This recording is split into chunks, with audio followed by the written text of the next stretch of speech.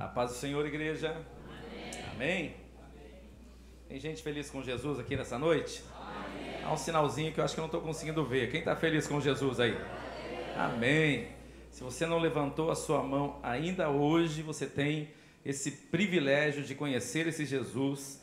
E também na próxima você não vai só levantar a mão, vai até pular. Então cumprimentamos a igreja e todos aqueles que estão também nos acompanhando via internet, aqueles que acompanharão via internet também, que a graça e a paz do Senhor esteja alcançando vocês. Sem perca de tempo, queridos, vamos para o Evangelho de João, capítulo 9. Abra sua Bíblia, no Evangelho de João, no capítulo de número 9. Missões. E aí? Tema gostoso, né? Esse é aquele culto inquietante ou não? É um culto de confronto ou é apenas mais um culto da igreja?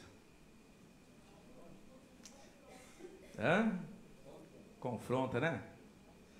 Eu não sei vocês, mas eu, toda vez que esse tema, mês a mês, nós debruçamos sobre ele, na célula também falamos sobre ele, é sempre um tanto quanto inquietante. Porque nós não temos o objetivo de apenas conhecer o tema, nem tampouco saber o tema, mas praticá-lo. E esse é o grande desafio da igreja. Viver aquilo que prega, pregar aquilo que vive. Esse é o nosso desafio. Diferente disso, estaremos edificando a nossa vida sobre a areia. Então nós precisamos contextualizar aquilo que ouvimos, aquilo que pregamos, com aquilo que vivemos. E aí? Podemos começar fazendo algumas perguntas. Como é que foi esse mês do último culto de missões até esse? Deus te confrontou alguma coisa no mês passado e você conseguiu estabelecer alguma meta espiritual e está aqui nesse culto celebrando algumas coisas novas que você está saboreando nessa tentativa de exercitar a sua fé em Cristo e o Evangelho? Qual é a sua disposição para esse culto? Qual que é a minha disposição para este culto? Estamos aqui para ser ministrados pelo Espírito Santo de fato e de verdade? O sonho nosso, querido, eu acredito que de todos nós, de uma forma talvez um pouco, como é que eu chamaria? De um pouco lúdica, um pouco superficial ou surreal. O nosso sonho é de repente entrar por essas portas em um culto de missões e de repente a gente ser tomado de uma maneira sobrenatural e sair daqui como sei lá quem, né? Seria o nosso sonho, né? Uma palavra, alguma coisa que entrasse no nosso coração e que a gente fizesse a diferença lá fora. A principal característica da igreja é essa. Aquilo que o Senhor nos alimenta aqui dentro tem objetivos lá fora. Aquilo que Deus está transbordando na minha e na sua vida tem objetivos lá fora. Nós falamos sobre isso, tentamos falar sobre isso no primeiro culto de missões desse ano, onde falamos sobre o mover do Espírito Santo e o propósito de Deus através desse mover, nos encher do Espírito Santo para que, revestidos desse poder, então nós saíssemos até os confins da terra. Nós quem? Começando lá nos discípulos, hoje o Evangelho está aqui, mas ainda existem nações e regiões que precisam e pessoas que ainda não conhecem esse Jesus que você levantou a mão, feliz porque tem vivido com Ele. Você sabia que tem gente que ainda não tem essa experiência? E que tem gente que ainda não saboreia deste privilégio?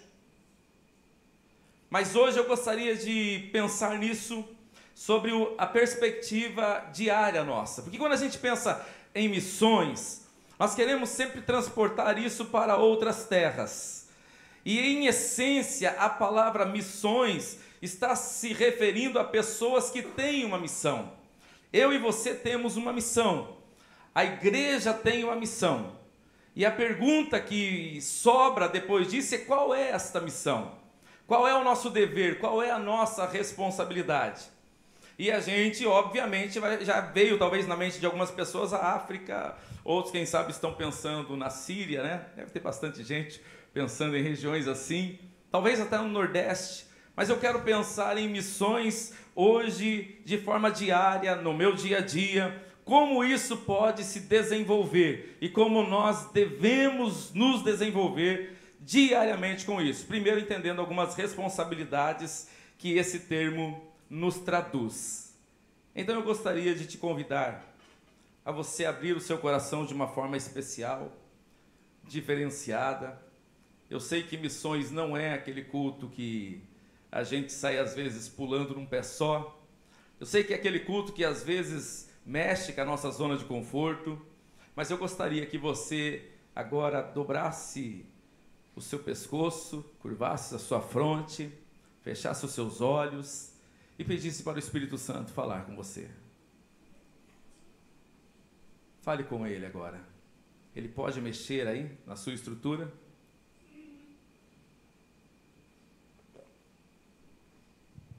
Ele encontrará espaço, ele encontrará resistência, ou ele está já encontrando um solo fértil para que a palavra dele germine e produza 100, e produza 200, e produza 300. Senhor, estamos nós aqui, Pai, te louvando, te adorando por tudo que és, por tudo que tens feito. E também já temos orado ao Senhor e o Senhor já está respondendo. Eu acredito até que o Senhor já fez obras extraordinárias no seio da tua igreja. Quero acreditar que pessoas que entraram aqui com enfermidades já foram curadas e talvez nem perceberam que o Senhor já está curando e que o Senhor já está fazendo coisas especiais em nosso meio. No entanto, Pai, nós temos um tema para esta noite, e nós não temos esse tema apenas como algo ilustrativo, e nem tampouco apenas para ser admirado. Nós temos isso como uma preocupação nossa da igreja, e também nós querendo ser essa resposta para este mundo, Pai. E eu sei, Senhor, que Teu Espírito pode nos incomodar aqui, e sei que nós podemos criar resistências ao Teu Espírito, mas o que nós queremos agora nesse momento é abrir o nosso coração, baixar a nossa guarda, Senhor, e estarmos agora acessíveis ao Teu Espírito Santo, estar sensível à voz do Teu Espírito Santo, reagindo de uma forma especial, e que o poder da Tua palavra, que só ela pode, Senhor, o poder da Tua palavra, gere em nós a ousadia, a intrepidez, a vontade, a dinâmica, a visão, a forma que o Senhor quer usar cada um de nós, Pai. Eis-nos aqui, Pai, para sermos ministrados por Tua palavra. É a Tua palavra que gera fé, Senhor. É ouvir a Tua palavra. E nós vivemos pela fé, Senhor. Não existe outra maneira de viver a vida, Senhor. Nós vivemos pela fé. Por isso precisamos agora alimentar esta fé com a Tua palavra, Senhor. Fala comigo, a começar em mim, Senhor. Fala comigo, fala conosco nessa noite, Senhor. E nos leva, Senhor, mais ao centro da Tua vontade, ao centro do Teu coração, ao centro do Teu querer, em nome de Jesus. Quem concorda e crê diz amém. Amém. Evangelho de João, capítulo 9, versículo 1 a seguir. Quem encontrou, diga amém. Amém. Quem não encontrou, diga escola bíblica dominical. Diz assim: e passando Jesus, viu um homem cego de nascença. E os seus discípulos lhe perguntaram, dizendo: Rabi, quem pecou, este ou os seus pais, para que nascesse cego? Jesus respondeu: nem ele pecou e nem os seus pais, mas foi assim para que se manifestem nele as obras de Deus. Convém que eu faça as obras daquele que me enviou enquanto é dia. A noite vem, quando ninguém pode trabalhar. Enquanto estou no mundo, sou a luz do mundo. Amém, queridos? Amém. A continuação dessa passagem, nós veremos Jesus de uma forma diferente curando um cego. Mas nós queremos aqui trabalhar um pouco essa perspectiva de Jesus, e para isso eu gostaria de duas coisas. O tema que eu vou tentar ficar submisso a ele é vivendo missões como um estilo de vida. Viver missões como uma prática diária do nosso cotidiano. Essa é a proposta. E para isso, a primeira perspectiva que eu gostaria de pensar com vocês é que nós entendamos que eu tenho uma missão. Você pode dizer isso para você mesmo aqui nessa noite? Eu tenho uma missão. De novo, eu tenho uma missão. Então não é o time só que tem essa missão, nem tampouco os missionários que estão lá fora que têm um compromisso ou uma responsabilidade com missões, mas eu, você, todos nós temos uma missão. Todos nós temos uma missão a desenvolver, e isso pressupõe-se que alguém nos outorgou, nos deu a responsabilidade dessa missão. Fica mais claro quando pensamos isso num contexto militar, onde um soldado recebe uma missão e tem que executar aquela missão. É a mesma coisa, só que num âmbito um pouquinho maior. Em vez de ser um general, um presidente ou o seu líder delegando uma missão para você, é o próprio Deus que te deu e te incumbiu de uma missão, aleluia. Quase que eu acho que alguns entenderam. Deus te deu uma missão. Amém? Você tem uma missão, querido. E maior do que qualquer pessoa dessa terra que poderia te dar ou te incumbir dela foi o próprio Deus. A partir desta compreensão, nós vemos nesse texto que Jesus, ele está caminhando. Olha, o versículo começa dizendo que caminhando Jesus, indo Jesus pelo caminho. É como se Jesus está apenas andando e ele vê de repente um cego. É Jesus em apenas uma caminhada normal dele. Não tem nada programado, estou dando uma caminhada e no meio da caminhada ele vê um cego de nascença. O texto diz, ele viu o cego de nascença. No versículo 3, os discípulos perguntam para ele quem foi que pecou para que aquilo acontecesse. Jesus responde que aquilo não era fruto de pecado, mas que era algo para que manifestasse naquele cego a glória de Deus, as obras de Deus. E depois ele diz, convém que eu faça. Quer dizer, Jesus está mostrando que aquilo era uma obra que ele mesmo tinha como critério e responsabilidade. Era algo dele. Ele precisava fazer aquilo. Ele não terceiriza essa responsabilidade. Ele compreende que ele tem um papel para fazer alguma coisa. E aí, daí ele dá mais uma prerrogativa dizendo que há um tempo para isso. Dizendo, enquanto eu estou... por enquanto, no momento em que eu estou no mundo, eu sou a luz do mundo. Ele está aqui para fazer as obras do Pai. Com essa compreensão, queridos, nós começamos a pensar na nossa missão de forma diferente nessa terra. Você entende que você tem uma missão? Você entende que Deus escolheu você com um propósito já definido no céu, antes da criação do mundo, e que você está nos planos de Deus? No Evangelho de João, capítulo 15, versículo 16, diz que não fomos nós que escolhemos a Deus, mas que Ele nos escolheu e nos nomeou, para que nós saiamos a ganhar frutos e frutos que permaneçam, aleluia. Você e eu não estamos nesse mundo como fruto do acaso. Você não é apenas mais um na multidão. Você não é um acidente de percurso. Você não está apenas numa família, ou no Espírito Santo, ou na Igreja Vida, apenas para fazer número, não. Você tem uma missão desenhada por Deus para ser realizada, e Deus conta com você para que isso aconteça, aleluia. Quando Jesus está olhando, querido, Ele não olha apenas como um telespectador para uma dificuldade. Jesus não está olhando apenas como uma pessoa que observa e vê alguém e talvez vai comentar sobre a necessidade de alguém. Jesus olha com propósito, Jesus olha porque tem algo para realizar, Jesus olha de forma empática. Ele consegue se colocar no lugar do que o outro está passando. Quase igual conosco, né? Olha os discípulos. As diferenças dos discípulos. Discípulos também olham. Só que discípulos olham colocando culpa, colocando peso, tentando descobrir a razão do que aquele homem está cego. Os discípulos olham quase que olhando, ele merece estar cego, ele será cego a vida toda e essa é a vida dele. Para discípulos, nesse momento, eles não conseguem enxergar o que para nós hoje fica mais fácil de observarmos. Estamos alguns anos além desse episódio, e nós sabemos como termina essa narrativa, mas os discípulos ali não conseguem fazer a conta básica. Existe uma necessidade, um cego, e existe aquele que tem poder sobre todas as coisas, Jesus.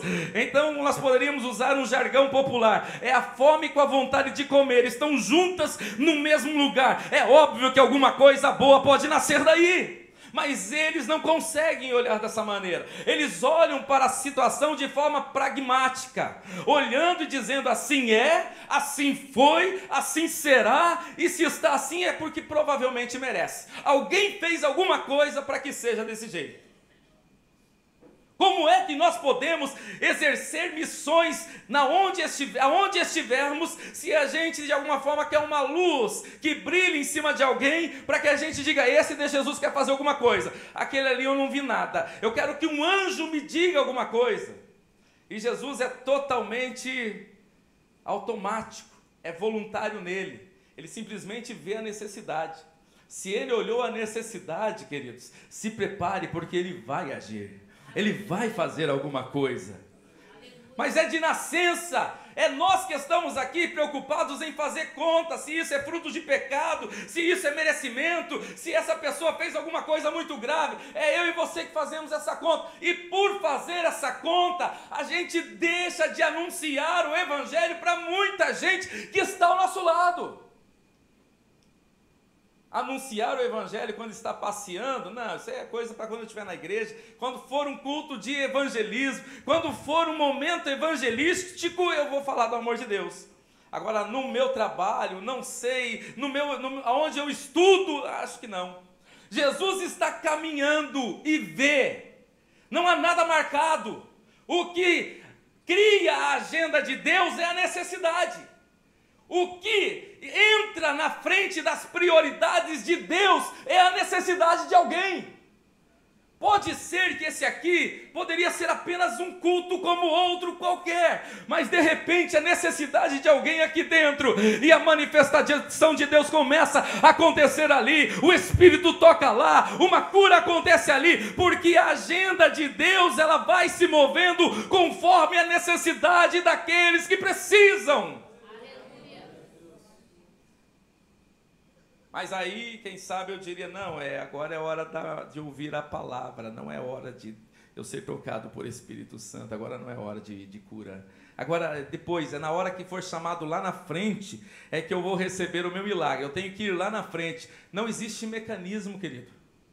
Não existe 3 pulinhos, não tem regra nenhuma. A única regra que existe são pessoas que têm um coração, que estão fervendo, que estão vivos, cheios de fé e que estão olhando para Ele. A partir deste momento, se prepare, que se você estiver conectado com o céu, alguma coisa especial pode acontecer a qualquer momento, em qualquer horário do culto, e Deus pode fazer algo novo, aleluia.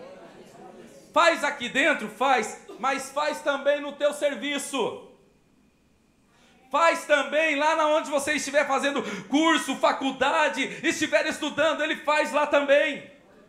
Ele pode fazer no ônibus que você pega, com aquelas pessoas que você senta do lado há muito tempo, e parece só mais uma trajetória de ônibus, e você não percebe que as mesmas pessoas estão ali no mesmo horário, e você está ali. Justo uma pessoa que tem missão, justo uma pessoa escolhida por Deus, justo alguém cheio da graça e da unção de Deus, aleluia.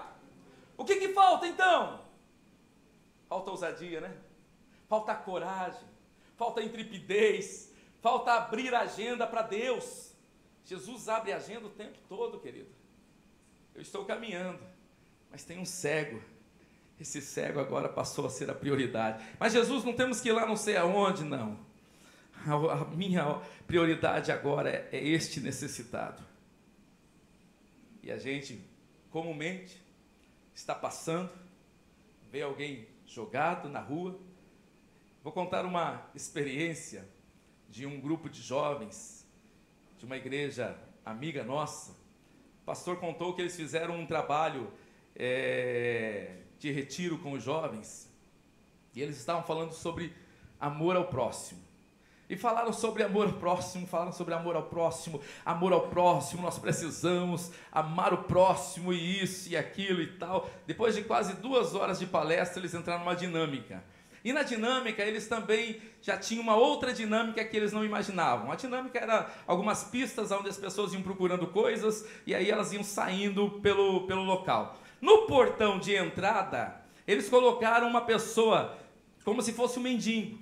Colocaram a pessoa toda trajada de mendigo e colocaram no portão. Para ajudar, para facilitar, deitaram o mendigo praticamente na frente do portão. Vocês sabem o que aconteceu? Passaram por cima, pularam, quase empurraram ele do lado. Mas eles queriam ganhar a gincana, estavam preocupados com a gincana. Agora é hora da gincana, agora é hora de nós fazermos aqui o que viemos fazer. Isso aqui é um retiro espiritual, não é hora dessas coisas. Quase empurraram o homem. Chamaram todas as equipes.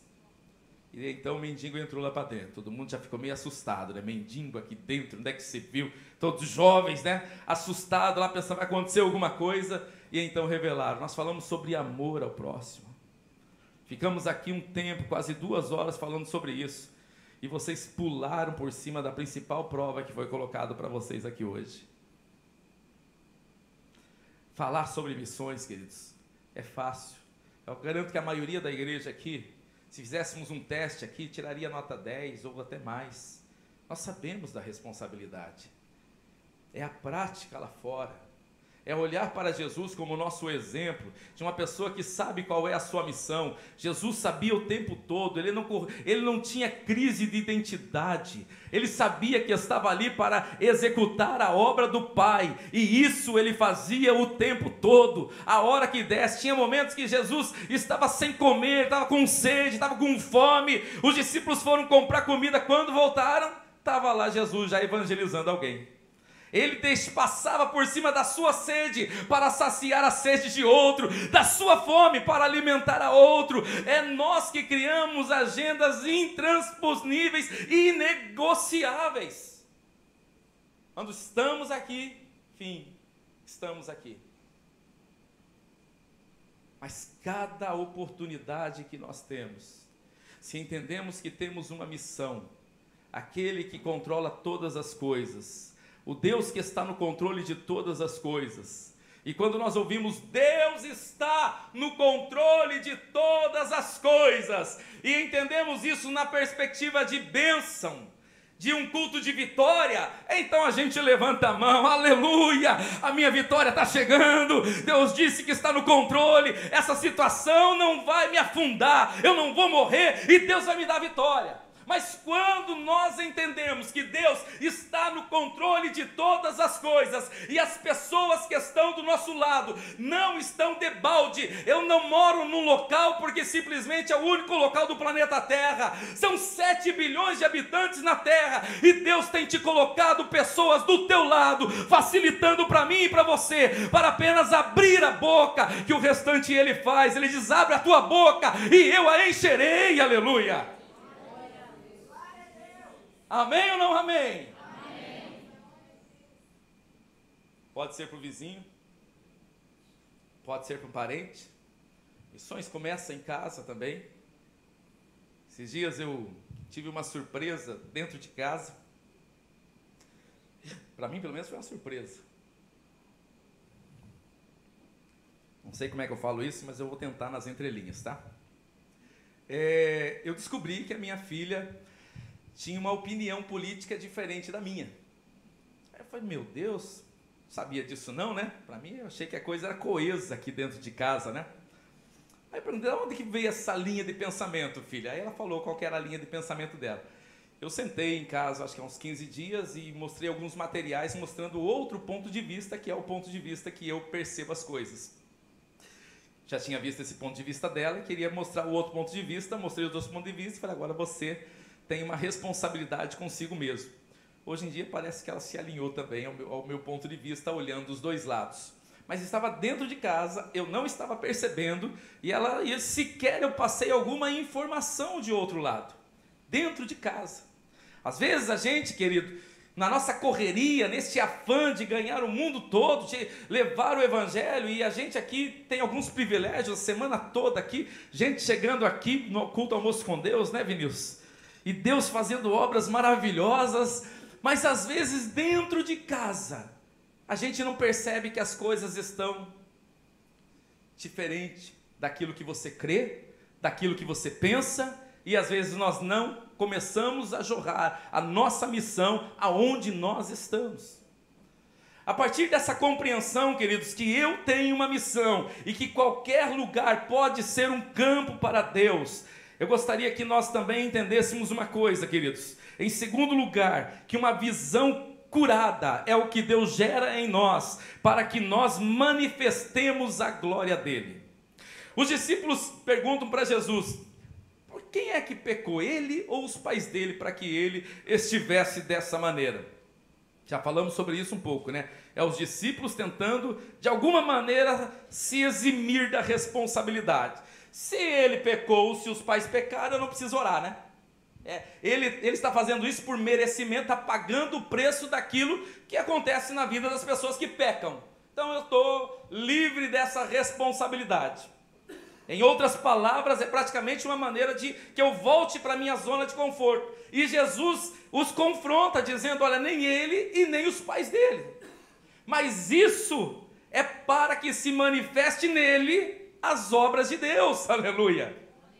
Eu e você, em primeira instância, queridos, nós somos a plataforma da glória de Deus ser manifesta para este mundo aí fora, amém ou não amém?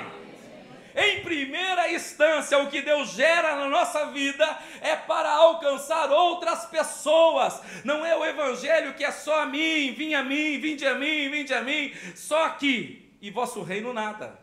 Não é essa a proposta de Deus. E então Jesus deixa claro para eles: o que eu tenho para realizar aqui, o que eu vou fazer é para manifestação, é para declarar, é para mostrar, é para que todas as pessoas vejam o que? A obra de Deus. Não há um cenário melhor para Deus manifestar a sua glória do que pessoas com necessidade. Comumente, nós temos uma, digamos assim, uma preferência de lidarmos com pessoas com problemas, sem problemas de preferência, né? Mas se tiver problema, que sejam pequenos problemas. A depender do nível do problema, eu não tenho agenda essa semana, talvez a semana que vem. A depender do tamanho do problema, será o tamanho da manifestação da glória de Deus, aleluia! Você entende isso, querido? Esse problema pequeno, obviamente, ele vai gerar também uma manifestação da glória de Deus, mas será algo diferente de uma pessoa com um grande problema, onde muitas outras pessoas podem ser alcançadas através daquilo que aconteceu nessa vida. Quando eu aceitei a Jesus, com 18 anos de idade eu aceitei a Jesus, o bairro todo já me conhecia de uma maneira que falar: para isso daí não tem mais jeito, não tem mais solução. Eu tinha certeza que eu não passaria dos 20 anos de idade. Tinha certeza absoluta disso. Então o que Deus gerou na minha vida foi um milagre para mim extraordinário. Mas isso impactou o bairro na época, que o próprio padre, na época, ele falou: olha, foi grande esse milagre.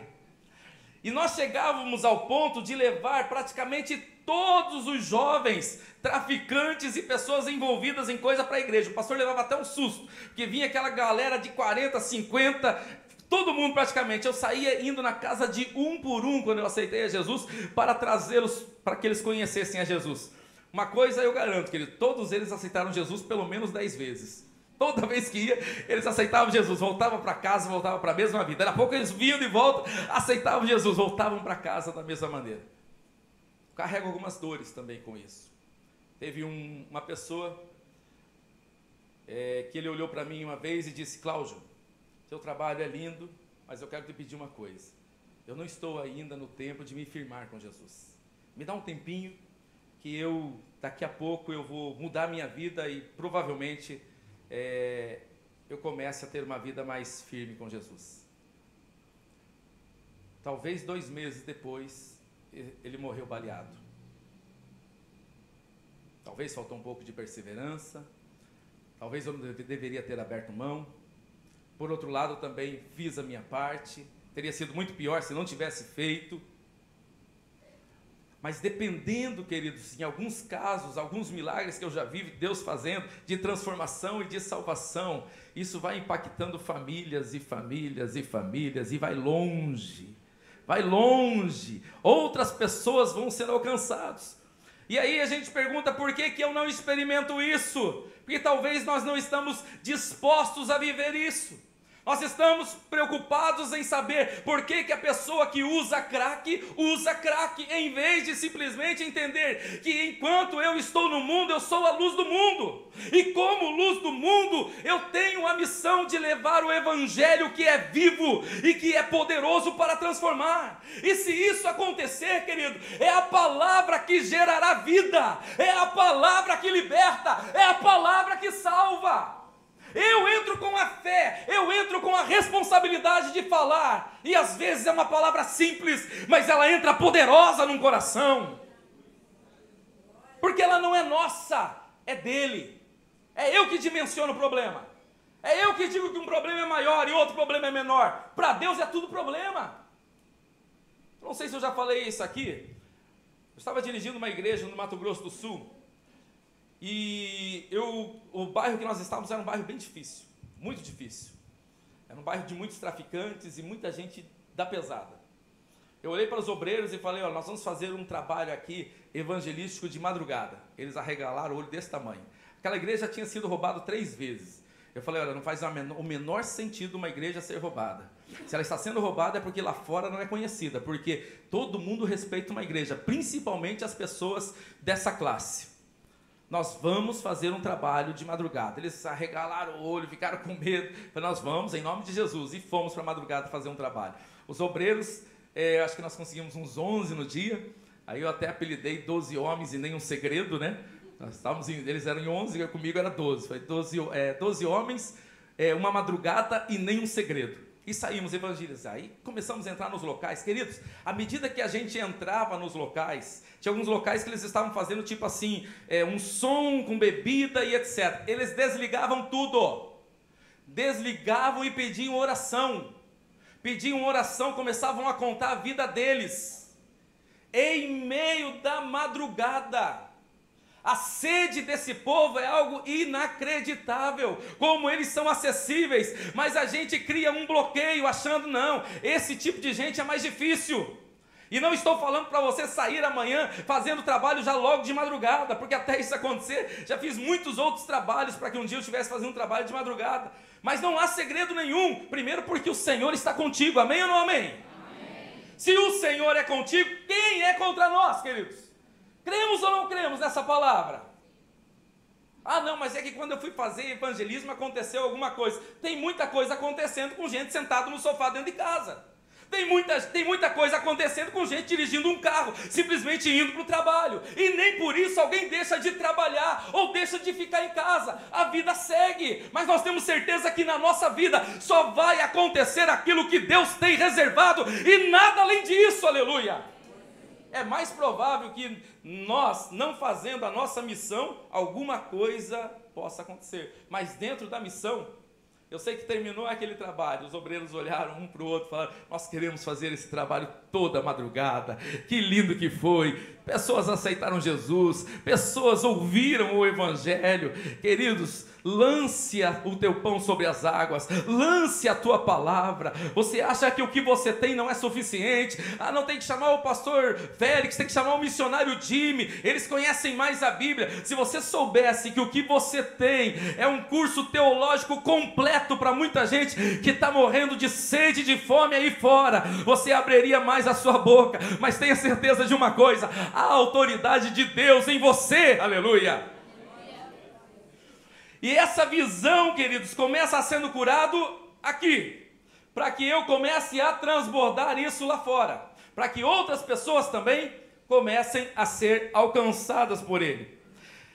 2 Coríntios capítulo 4, versículo 3 e o versículo 4 diz assim: mas se ainda o nosso evangelho está encoberto, para os que se perdem está encoberto, nos quais o Deus desse século cegou o entendimento dos incrédulos, para que não lhes resplandeça a luz do evangelho da glória de Cristo, que é a imagem de Deus. O Deus desse século está cegando o entendimento, mas você tem a autoridade para levar visão, para mostrar a luz do evangelho e para trazer luz a essas trevas, querido. Tem ou não tem? Amém ou não amém? Amém. Está conosco, querido. Situações às vezes que eu ouço e que o Claudio Miro, eu, humanamente falando, quando eu ouço às vezes alguns problemas, a vontade é dizer assim: não tenho o que ser feito, não tenho nem o que fazer. Mas aí a gente lembra da palavra, a gente lembra a autoridade que está nessa palavra, a gente lembra das promessas e daquilo que Ele fez em vidas como a minha, que não tinha solução alguma, não tinha perspectiva alguma, ao contrário, já tinha uma sentença sobre a minha cabeça, mas que Ele virou a sorte, que Ele mudou a história, e aonde tinha um ponto final, Ele colocou uma vírgula e disse: agora é eu que escrevo a sua história, aleluia. Mas é óbvio, também para a minha vida, como para as outras vidas, teve alguém que ousou anunciar o evangelho. Tinha uma mulher do lado da minha casa, que ela me convidava direto para ir para a igreja. Um dia sim, dia não, ela estava lá me convidando, e eu sempre dizendo: não é hora. Mas até que chegou o momento. Seja persistente naquilo que você faz, você está abrindo a visão, e o Deus desse século, Ele está cegando o entendimento. É por isso que a luz do evangelho, às vezes a gente fica até, dá uma vontade, se eu pudesse, abrir a cabeça e colocar lá dentro. A pessoa chega cheia de problema, você pega e dá o endereço da vitória, e a pessoa continua na mesma vida. Aí você fala: não, faz isso, isso e isso, e ela continua do mesmo jeito. Aí você continua ali, e vai falando, e vai discipulando, e vai anunciando, e repete aquilo que já foi dito, e fala novamente, e mostra a palavra, e parece que a pessoa não consegue dar o passo. Sabe por quê? Porque o adversário tem cegado o entendimento. A nossa guerra, querido, ela não é contra a carne nem contra o sangue, é contra principados e potestades, e são eles que estão minando a mente e o coração. É eles que lutam 24 horas para que não resplandeça a luz do evangelho. Se eu e você desistirmos, queridos, qual será a esperança deste mundo? Se a igreja deixar de cumprir o seu papel, qual é a esperança daqueles que estão ao nosso redor? Há uma responsabilidade sobre os nossos ombros. E Deus, quando Ele nos escolheu, 1 Coríntios capítulo 10, versículo 13, não veio sobre vós tentação que não seja humana, ou seja, você não briga contra nenhum dragão de 7 cabeças, você não briga contra fantasma, as suas tentações são humanas, mas fiel é Deus, que dando a tentação também dará o escape, e não vos deixa ser tentado acima do que podeis suportar.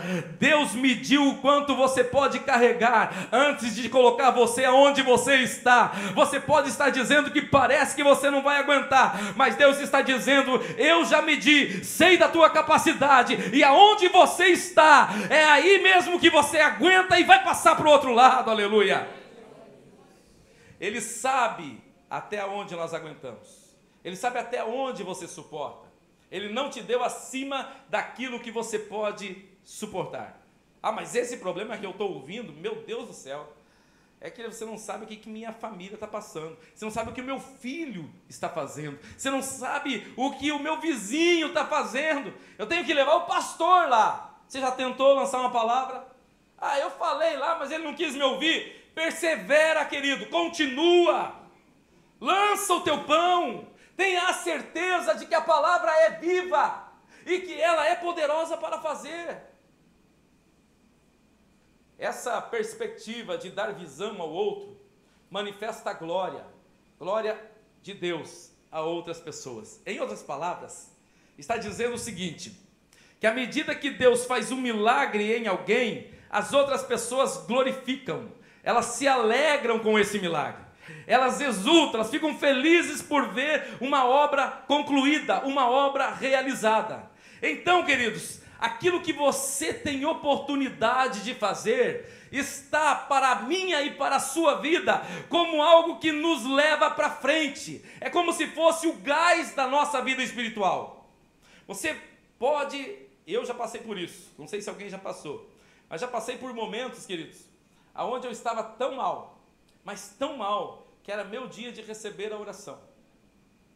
E por alguma responsabilidade espiritual, às vezes vem alguém e fala: por gentileza, venha orar. E às vezes exatamente por uma causa que eu estou precisando.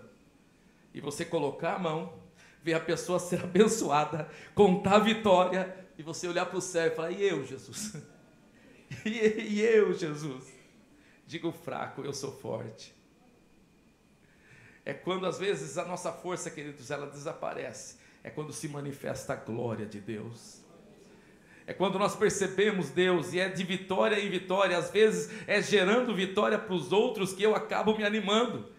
É quando eu acabo orando por alguém, vendo Deus fazer na vida do outro. Meu milagre ainda não chegou, mas isso dá um gás, isso dá uma certeza de que Deus ouve, de que Deus responde, de que o mesmo Deus que fez para o outro vai fazer para mim, que eu estou no tempo de Deus e que Deus está cuidando. Isso é algo indescritível, isso é manifestação de glória para Deus e para a sua vida também.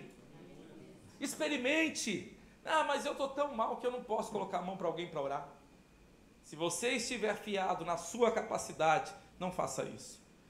Não ouse colocar a sua mão se você está esperando que é você que faz alguma coisa. Mas se você estiver fiado na responsabilidade daquele que é, no Deus a quem você serve, que Ele é poderoso para fazer, então você pode lançar a sua palavra, porque alguma coisa especial vai acontecer. Abra a sua visão, porque Deus quer, através da sua visão aberta, abrir a visão de outras pessoas também. Amém? Em terceiro lugar, queridos, amplie a sua perspectiva. Eu gostaria agora de fazer uma leitura com vocês em 1 Coríntios, capítulo de número 9, versículo 16 a 27. 1 Coríntios 9, 16 a 27.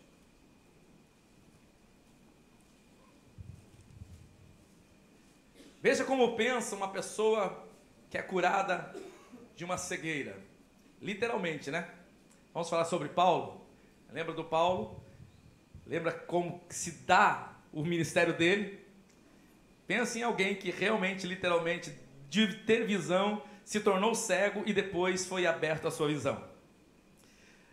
Eu gosto muito das expressões que carregam nessa passagem, porque elas mostram aqui uma pessoa que verdadeiramente encontrou o caminho para se chegar ao objetivo de vida, realização da vida de uma pessoa. Porque se anuncio o Evangelho, não tenho do que me gloriar, pois me é imposta essa obrigação. E olha aqui, ó, ai de mim se não anunciar o Evangelho. E por isso, se o faço de boa mente, se faço de boa vontade, eu terei um prêmio. Mas se fizer de má vontade, apenas uma pequena parte, uma dispensação me é confiada. Logo, que prêmio eu tenho? Que evangelizando, proponha de graça o Evangelho de Cristo, para não abusar do meu poder no Evangelho. Porque sendo livre para com todos, fiz-me servo de todos, para ganhar ainda mais. Fiz-me como judeu para os judeus, para ganhar judeus, para os que estão debaixo da lei, como se estivesse debaixo da lei, para ganhar os que estão debaixo da lei. Para os que estão sem lei, como se estivesse sem lei, não estando sem lei para com Deus, nem debaixo da lei de Cristo, para ganhar os que estão sem lei. Fiz-me como fraco para os fracos, para ganhar os fracos. Fiz-me de tudo, para todos, para por todos os meios chegar a salvar algum. E eu faço isso por quê? Por causa do Evangelho, para ser também o quê? Participante dele. A recompensa que ele está olhando aqui não é financeira, mas para ser participante do Evangelho. Não sabeis vós que os que correm no estádio, todos na verdade correm, mas só um leva o prêmio? Correi de tal maneira que o alcanceis. e todo aquele que luta de tudo se abstém. Eles o fazem para alcançar uma coroa corruptível, mas nós, porém, uma incorruptível. Pois eu assim corro, não como a coisa incerta, mas combato, não combatendo contra o ar. Antes, subjugo o meu corpo, reduzo a servidão, para que pregando aos outros, eu mesmo não venha de alguma maneira a ficar reprovado. Vamos colocar de pé, queridos?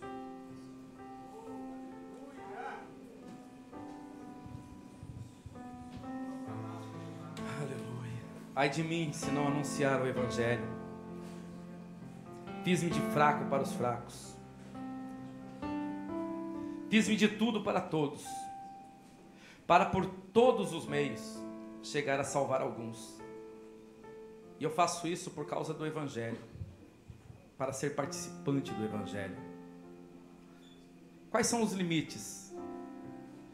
Até onde você diz até aqui eu falo, passou daqui eu já não falo. Se for esse tipo de pessoa, eu nem mexo. Paulo não só está disposto a pregar a todo mundo, mas ele está disposto também a se fazer como o outro para que o Evangelho tenha acesso. Ele não vê limites para encontrar alguém e se fazer como o outro. Ele diz, eu não sou uma pessoa que para mim, eu vivo a liberdade de Cristo, mas se eu encontrar uma pessoa que está presa à lei, então eu me farei como se eu também tivesse lei. Para quê? Para ter chance de pregar o Evangelho. Ele não vê limites para anunciar a Cristo, e ele diz, eu faço isso, não é para ser pastor, não é para ser o maior pregador da história, não é, eu quero só ser participante deste Evangelho, eu quero só ter uma parte nisso, eu também quero fazer o que Cristo fez, em outras palavras. É isso que incendeia a nossa alma, queridos, é isso que Missões está gritando para nós. Que dentro do meu estabelecimento eu preciso conviver com aquele povo que ali está, de maneira que eu tenha acesso de levar o Evangelho para essas pessoas. Ou eu me excluo dos demais porque eu sou muito santo, então é melhor eu não falar com ninguém aqui dentro, porque eu sou diferente de todo mundo. E aí quando o crentão resolve abrir a boca, todo mundo fala, ih, esse daí é aquele um que... E a gente perde oportunidades de anunciar a Cristo, porque nós criamos bloqueios, criamos paradigmas, criamos limites, e nós queremos levar o Evangelho de forma que isto tenha o meu jeito, esteja na minha zona que eu domino. Se for com uma classe especial, de uma maneira especial, para pessoas que me ouvem, para pessoas que quando eu falo hoje e amanhã elas aceitam a Jesus e começam uma nova vida, para esse eu falo de Jesus. Aqueles que são mais difíceis, né? Como eu tive que ouvir esse, deixa para depois. A obra missionária é urgente, queridos.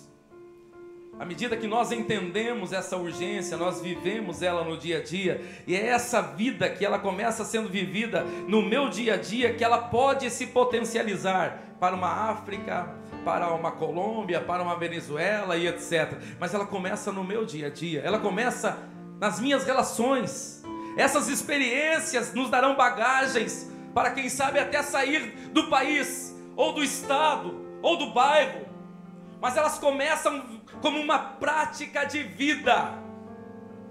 Quando eu estou falando nisso, queridos, eu estou dizendo o seguinte, em essência, você não é, e eu não somos um cristão que aqui dentro eu sou crente. Quando eu chegar em casa, eu sou um pai de família. Quando eu falar com o meu filho, eu sou pai. Quando eu falar com a minha esposa, eu sou marido. E vice-versa, vai se entendendo também do outro lado. Quando eu estou trabalhando, eu sou um funcionário. Quando eu estou nas minhas relações, eu vivo as minhas relações. Cheguei na igreja, agora levanta a mão, agora eu falo em língua estranha, agora eu sapateio, agora eu sinto a presença de Deus, agora eu vivo o Evangelho. Não. Viver o Evangelho é saber que nós temos uma identidade só. Todos aqueles que receberam a Jesus são filhos de Deus, aleluia. Esta é a sua identidade, e todos esses recebem uma missão, que é anunciar as boas novas, proclamar o ano aceitável do Senhor, anunciar a salvação que está em Cristo, que eu e você temos essa responsabilidade, e seremos aonde estivermos cristãos, seremos aonde estivermos filhos de Deus. Como pai, eu sou cristão e sou filho de Deus. Com a minha esposa, eu sou cristão e sou filho de Deus. No trabalho aonde eu estou, eu sou um funcionário, eu sou o patrão, mas eu sou em primeiro lugar um cristão e servo do Senhor, com uma missão naquele lugar também, aleluia. Eu preciso viver isso 24 horas. Paulo está dizendo: eu procuro estratégias. Lembra de Paulo pregando no Areópago? Ele tem um monte de santo lá. Ele, como é que eu prego o evangelho nesse lugar? Até que ele olha um altar ao Deus desconhecido. Ele manda chamar o povo, fala: é sobre esse Deus aqui que eu quero falar para vocês. O Deus desconhecido, aleluia. Ele dá um jeito. Paulo não tinha meio tempo. Ele estava preso, ele estava pregando para a guarda. Ele estava preso e os reis chegavam para ele pregava para os reis também. Não tinha meio tempo. Ele estava indo preso no navio, estava para morrer afogado, e ele estava ganhando almas dentro do navio. Na ilha, quando ele saiu para o outro lado, estava ganhando almas também. Enquanto ele via a oportunidade, ele estava semeando, levando, cumprindo a sua missão, ao ponto de dizer que ele combateu o bom combate, que guardou a fé, aleluia. Missões é urgente. Eu quero fechar com um testemunho meu. Testemunho. Eu tenho orado para Deus sempre colocar alguma pessoa na minha frente para levar a célula, porque eu vejo ela como um grande campo missionário ou evangelístico, como vocês prefiram. E por vezes Deus tem me dado algumas graças. A pessoa está passando na minha frente, eu convido e às vezes ela vem. Mas tinha uma pessoa esses dias, no meu condomínio, que eu olhei para ela e senti o desejo de convidá-la. Porém, no entanto, ela estava numa cadeira de rodas. Acho que ela havia amputado uma ou as duas pernas. Quando eu olhei aquilo, o Claudio Miro começou a pensar assim: se eu convidar ele, eu vou ter que levar. Vou ter que colocar no meu carro. Só se eu fosse fazer uma célula na casa dele. Eu fiz uma lista de problemas que eu teria se eu convidasse aquela pessoa para ir para a minha célula. E o tempo foi passando. Talvez eu fiquei nessa luta pessoal uns 6 meses. Quando eu passava por ele, aquilo gritava dentro de mim: eu preciso convidar essa pessoa. Hoje eu não preciso mais convidá-lo. De repente passou alguns dias, eu não vi mais ele ali na frente. Mas Deus foi bondoso comigo, que mandou a mensagem. Acho que ele tinha diabetes e morreu há pouco tempo atrás. Missões é urgente. É urgente porque pessoas que estão ao seu lado, pode ser que amanhã não estejam mais. É urgente porque a nossa vida é finita, como disse Jesus: enquanto eu estou no mundo. Tem um tempo para estar aqui nesse mundo. E é urgente porque Jesus está voltando, queridos. Tudo nos mostra que Cristo está voltando. Os sinais estão cada dia mais claros. Jesus está voltando. Como é que nós nos apresentaremos para Ele? O que nós temos para mostrar daquilo que Ele nos deu como talento, que foi pregado agora esses dias? Todos nós ganhamos talentos para desenvolver. Você que quer viver mais missões no seu dia a dia, tenha coragem, saia do seu lugar e venha até aqui à frente. Eu quero junto com você orar. Eu serei agora aquilo que eu preguei, porque eu preciso melhorar a minha vida missionária, minha vida evangelística. Saia do seu lugar, venha até aqui à frente. Eu quero orar pela sua vida, para que Deus nos dê mais audácia, para que Deus nos tire da nossa zona de conforto, para que a omissão não fique, para que a procrastinação também não fique atrapalhando, mas que a gente possa fazer de missões um modo de vida, que a gente possa fazer de missões Venha dizer: eu me rendo, Senhor, ao teu plano. Eu me rendo ao teu projeto. Eu me rendo ao que o Senhor tem na minha vida, Pai.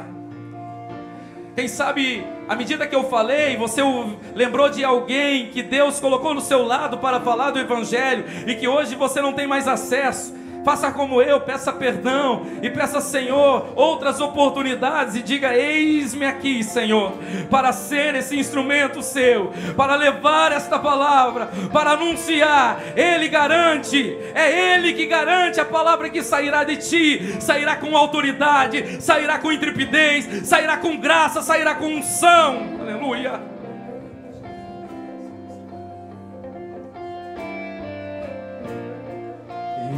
Vai fazendo a sua oração, vai fazendo a sua oração. Eu vou fazendo a minha aqui. Eis-me aqui, prostrado outra vez, pra tudo entregar, tudo entregar.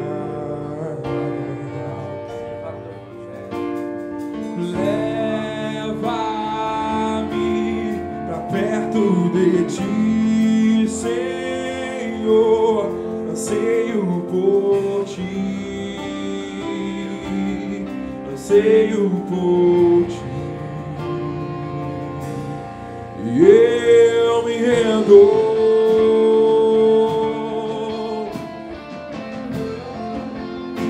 Rendemos aos teus pés, Senhor.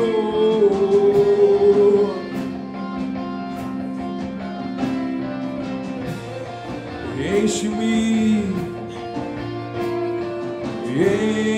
enche-me da graça e do teu amor, sacia meu ser, sacia meu ser.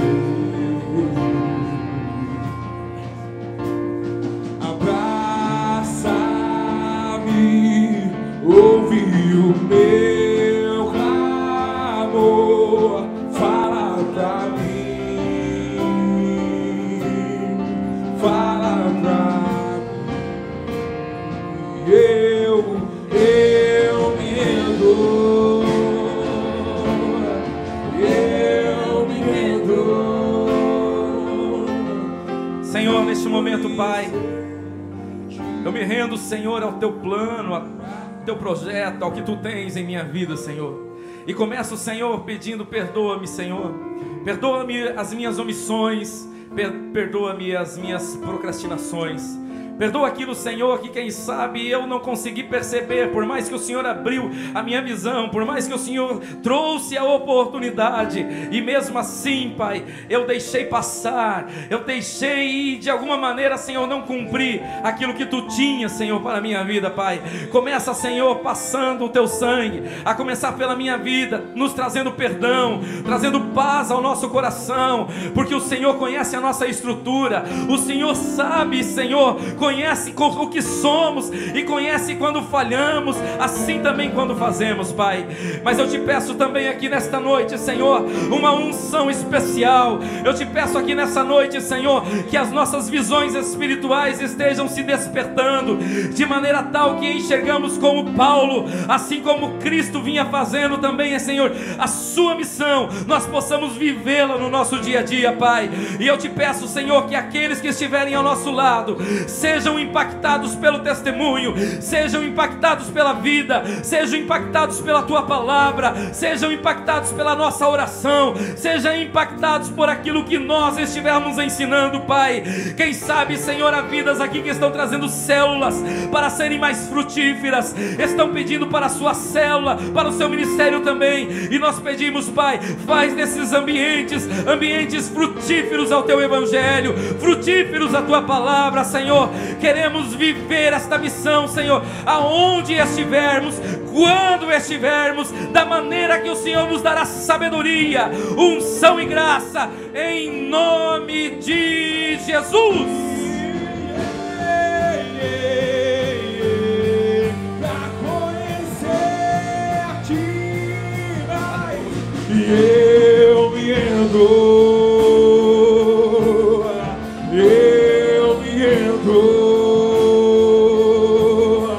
Pra conhecer-te, conhecer e eu me rendo, eu me rendo, eu me rendo pra conhecer-te, pra conhecer-te mais. Amém, queridos? Amém?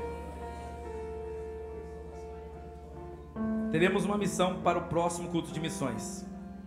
Peça para Deus uma estratégia especial, alguma coisa que da próximo culto de missões a gente possa olhar para nós e dizer: foi uma coisinha a mais, começou a desenvolver. Torne isso em algo prático para a sua vida, que não seja apenas uma mensagem que fale, de repente a gente chorou, a gente sentiu a presença, mas e aí? Agora somos desafiados a colocar em prática. Ministre sobre o seu irmão, você será frutífero. Deus te dará oportunidades neste mês, você terá testemunhos, Deus vai te usar para alguém. Diga para o seu irmão: Deus vai te usar para pessoas, Deus vai te usar para pessoas e vai manifestar a glória dele, aleluia. Faz eu querer.